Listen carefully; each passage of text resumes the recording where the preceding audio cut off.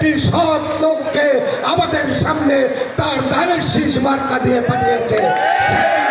নৈতিক দায়িত্ব থেকে আমরা এখানে এসেছি তার জন্য ভোট দিতে। আপনারা আজ থেকেই এখান থেকে প্রতিজ্ঞাবদ্ধ হন, আগামী 12 তারিখে নির্বাচন করে আলহাজ কাজী রফিকুল ইসলামকে এমপি না করা পর্যন্ত আমরা ঘরেতে ফিরবো না। এই আশাবাদ ব্যক্ত করে আমার বক্তব্য শেষ করছি।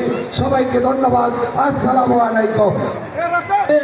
আজকের এই যে জায়গায় আমরা এই অনুষ্ঠান করছি, এই নেতাখালী চুকাইনগর এম উচ্চ বিদ্যালয়ের সাবেক প্রধান শিক্ষক, এলাকার সবচেয়ে মুরব্বী জনাব আশরাফুদ্দিন আখন্দ সাহেব আমাদের মাঝে উপস্থিত রয়েছেন।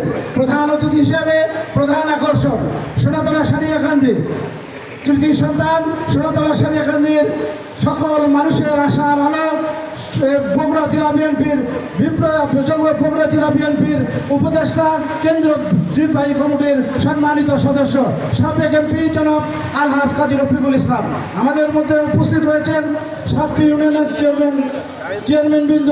নাম বলতে হবে, তাছাড়া সবাই মন খারাপ করে, আমি শুধু নাম বলে বক্তব্য দেবো না। 7টি ইউনিয়নের চেয়ারম্যান বৃন্দ উপস্থিত রয়েছেন, যুব দলের আহ্বায়ক, যুগ্ম আহ্বায়ক, কৃষক দলের আহ্বায়ক, যুগ্ম আহ্বায়ক সহ বিএনপি, যুব দল, ছাত্র দল এবং স্বেচ্ছাসেবক দলের সম্মানিত নেতৃবৃন্দ। এখানে সারিয়াকান্দি থেকে আমার সহযোদ্ধারা রয়েছেন জনাব কাজী ইরফানুর রহমান, সাবেক সভাপতি সারিয়াকান্দি উপজেলা বিএনপি, আমার বন্ধুবর শাহজাদ হোসেন পল্টন, কোয়েল, আলমগীর, ফণি সব বিভিন্ন নেতৃবৃন্দ, সব প্রিয় এলাকাবাসী আমার সালাম দেবেন। আসসালামু আলাইকুম রহমতুল্লাহি ওয়া বারাকাতুহু। আপনারা জেনে খুশি হবেন যে আমার সাবি ভাই অন্ততপক্ষে ক্লিয়ার করে দিয়েছে এই এলাকার গ্রিন সিগন্যাল কে পেয়েছে। ভাই কে পেয়েছে? দ্বিধাদ্বন্দ্ব আছে? কিসের জন্য দ্বিধাদ্বন্দ্ব থাকবে? কোন রকমের দ্বিধাদ্বন্দ্ব করবেন না।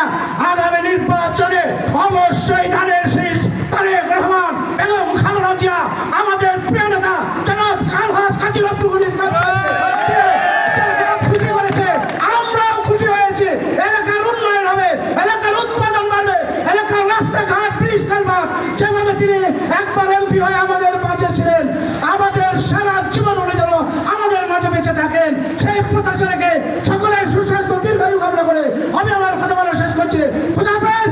বাংলাদেশ জিন্দাবাদ, শহীদ জিয়াউল হক, দেশনেত্রী বেগম খালেদা জিয়া জিন্দাবাদ। সবাইকে ধন্যবাদ। আসসালামু আলাইকুম রহমতুল্লাহ। এবং আপনাদের